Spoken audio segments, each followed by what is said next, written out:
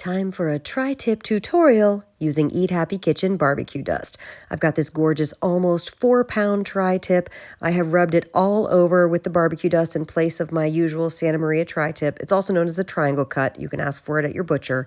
And I'm going to use the meter thermometer. That's MEATER plus thermometer, and I gauge the internal temperature of this roast. Now I have preheated the grill to 250 degrees, and we're going to put this roast on there until the internal temperature reaches 116 degrees.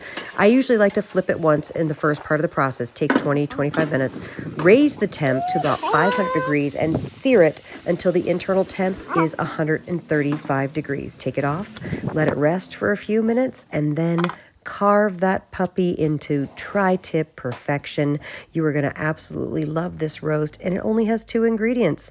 Make you some tri-tip, folks.